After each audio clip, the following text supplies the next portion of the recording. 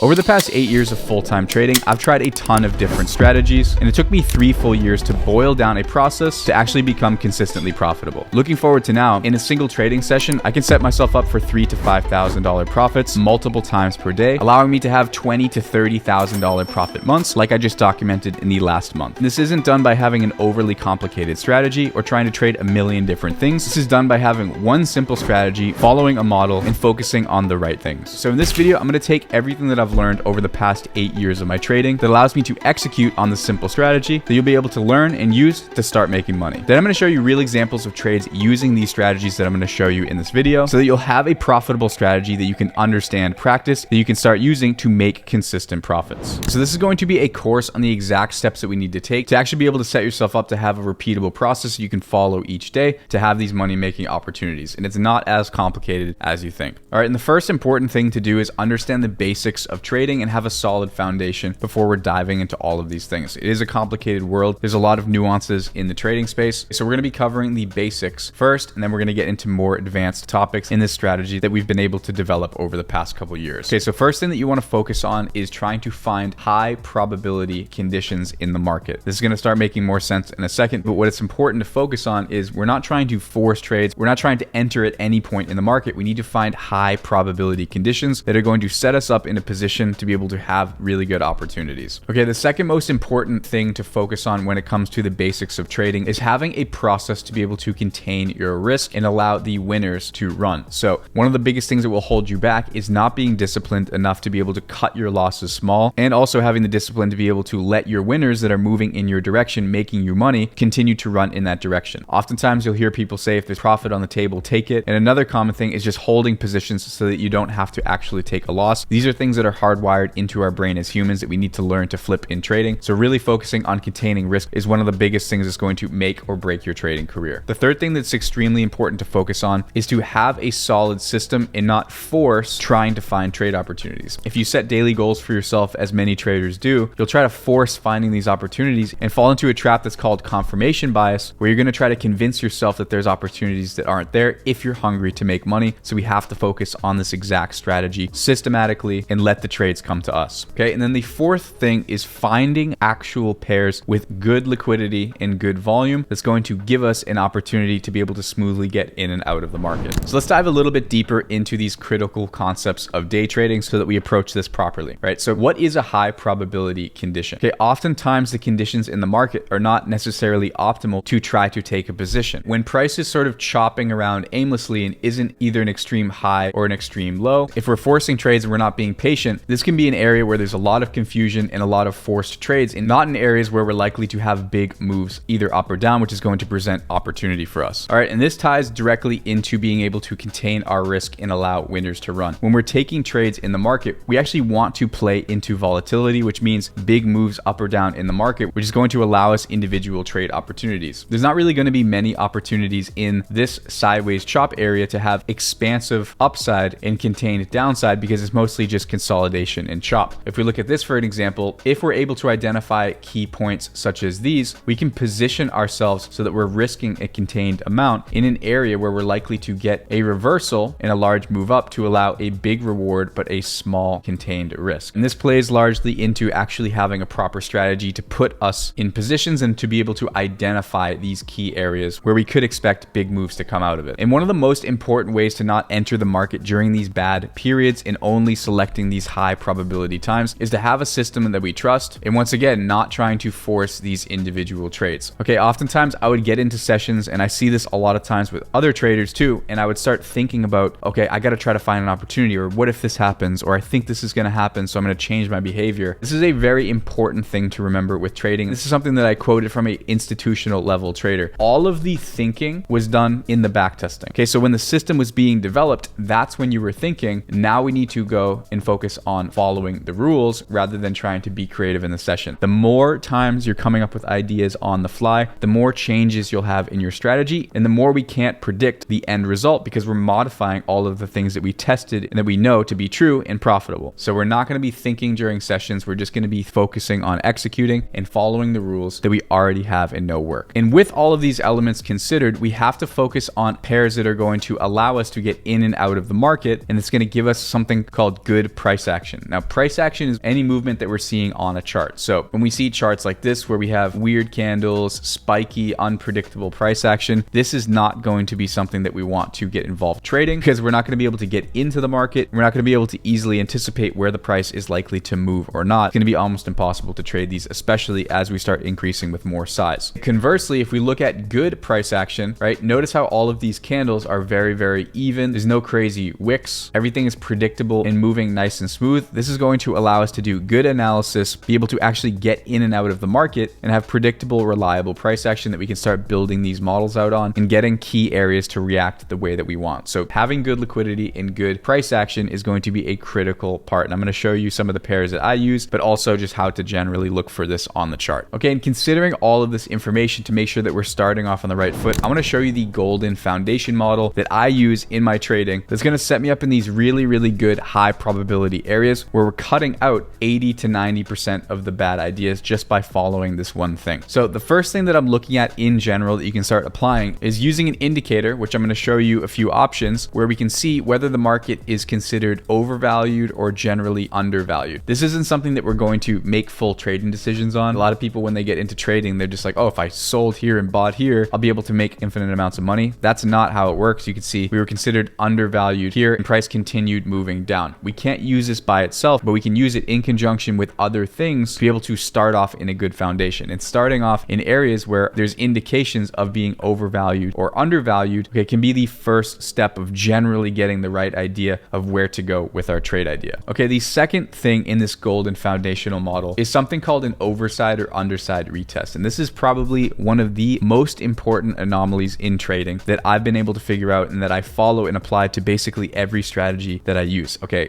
these ones and other trading models. How this works is as we're seeing a chart making its move, there's going to be these key areas where price continues to bounce off of. That's what's considered a low part of a trend. Okay, and what oftentimes will happen is you'll get contact here, contact here, contact here. Then eventually price is strong enough to be able to break out of that, what's called resistance, breaks up above it. And basically what this is saying to the market is there was not enough demand to break out of this level. Now there's enough demand to be able to push through that area. And oftentimes what will happen is price will eventually come down, retest the opposite side, and that will be the last exact point before an absolute explosion in the market, an explosion in price that used in conjunction with the trading model is going to put you in amazing opportunities to have some massive upside. Okay, and I'm obviously going to show you some examples of me being able to execute this on real time, but being able to leverage these overside, underside retests and starting off in over or undervalued areas in the market is going to once again cut out 80 or 90% of the general noise of trying to just jump into the market and trading whatever. And these examples can be found basically everywhere all over charts. So let's look at some examples in real life now so that you can understand this concept. So once again, we're seeing price reacting off of this level, reacting. Notice how we're getting closer and closer reaction points. And we finally get a big push down, which is now breaking that key level, which is creating this really, really amazing area right up here. Price comes up, tests that key level. Look at how sharply it responded before making a further move to the downside. Okay, let's look at another situation. Okay, so we have contact, price pushes up above that level, responds on the overside of it, responds off of that level again, and that's where price starts to get momentum and make a massive move to the upside. So let's look at another situation. We have a low, price bounces off of that again. Once again, coming in closer and closer contact with it, finally has a break underneath it. Notice this really important area. Price comes up, now on the opposite side of that area, and then continues to make its way down. Okay, and so something that's really important to note is when price tends to break down or break out from trends like these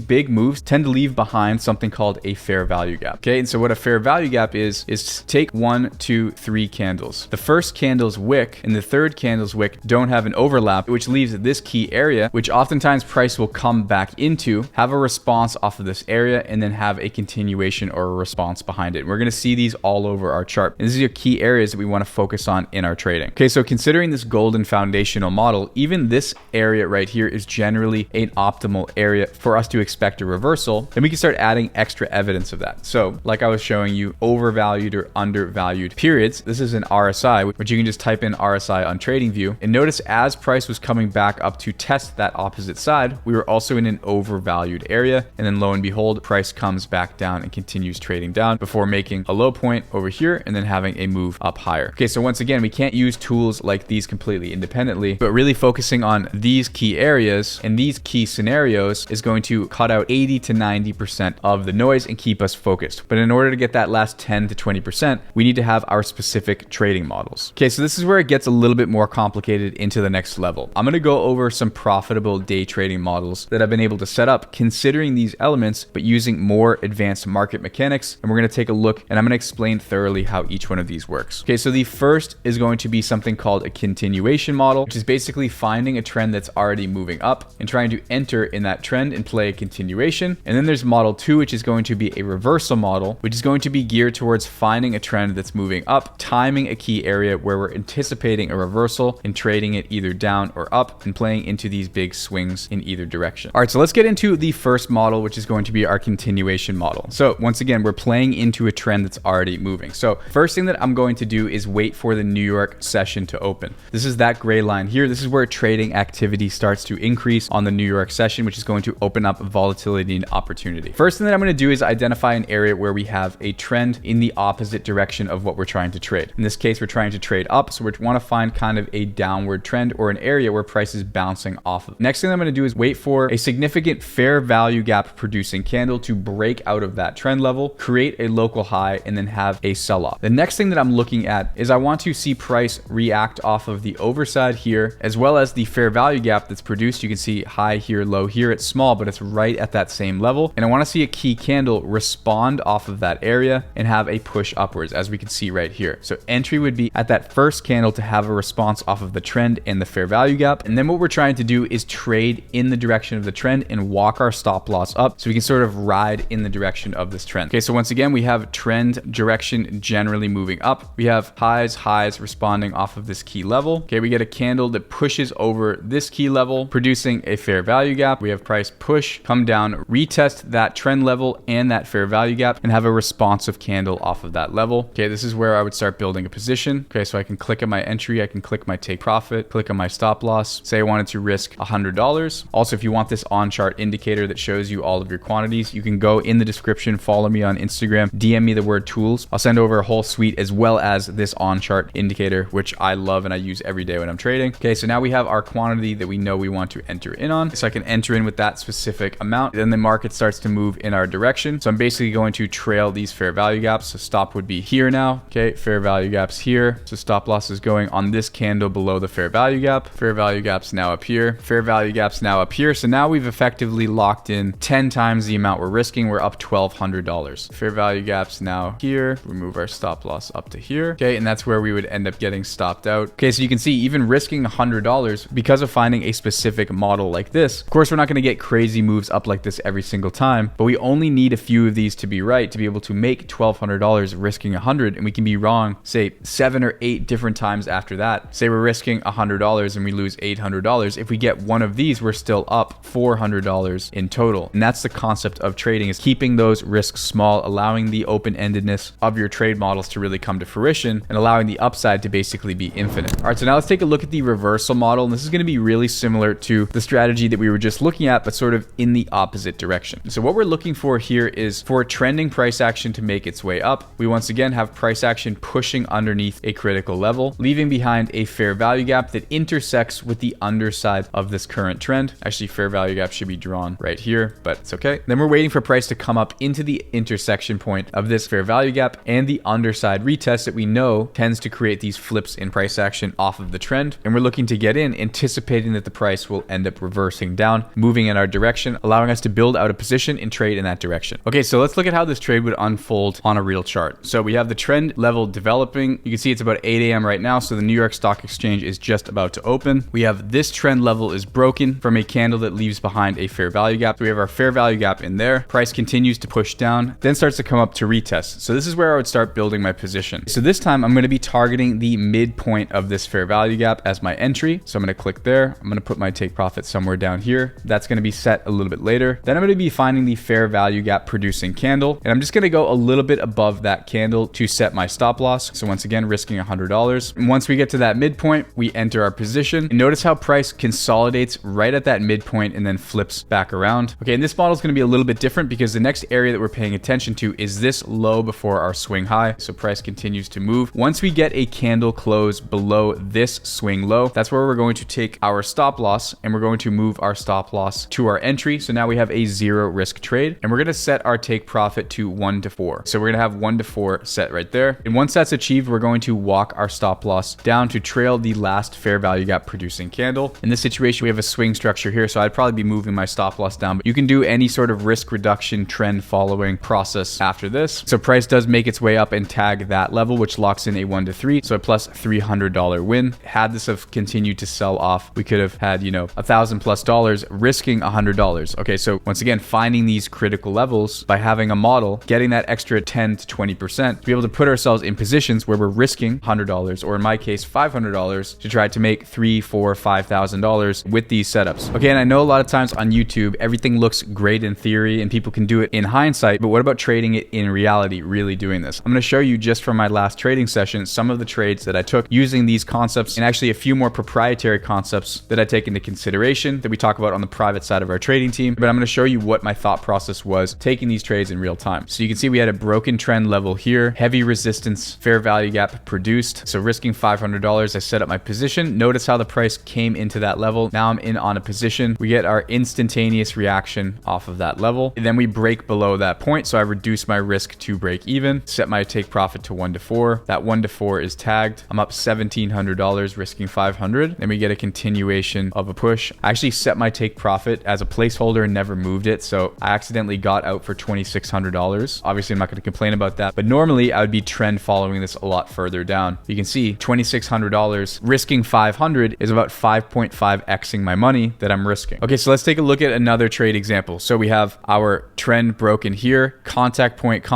fair value gap producing candle, entered at the fair value gap, reacted off of our trend level. We almost actually got stopped out on this trade. Price starts to push back into my key area. Okay, we get a break and a close underneath that low, so I reduce my risk to break even. I'm up 2,000. Okay, price continuing to push down. I set my stop loss over these consolidated highs. Then I get out for about $1,500 in profit. Okay, but you can see even risking $500 on those trades, I was able to make over $4,000 in profit. Now, if you watch my live trade videos, you'll see I actually miss a lot of the entries and lose quite a bit of the trades. But when I'm losing, I'm containing that risk down to $500, $600 and letting the wins turn open-ended. Okay, and what I'm showing you is just the tip of the iceberg of what I'm considering when I'm entering into these strategies. And these are the exact strategies and concepts that the private side of our trading team focus on to be able to deploy on their own trading. You can see one of our private team members, Craig, told us to hold runners, which is what I've been focusing on myself as well. You can see he held this. He said it would have been 120R trade. I don't know how that's possible, but still 18.8R. So risking $100 would be $1,800 for him. Okay, we got Isaac showing off his funded trader certificate. He said, from the Never Trade course, I finally passed a top step, winning the trading combine using the SMOG strategy, which is the more detailed, more advanced version of what I just showed you right now. So big shout out to you, Isaac. That's a big accomplishment. You can see Jimmy 4xing his account in 20 days using this framework. D-Stone getting 21 risk reward trades. Okay, so just to show you, these aren't things that are happening in theory. This is really how you identify key opportunities and key areas to be able to turn your trading into a profitable business. If you want to learn more about getting started trading, you can check this playlist out. Don't forget to subscribe to the channel, like this video, and share it if you found it helpful. And until next time, I'll see you all in the next video.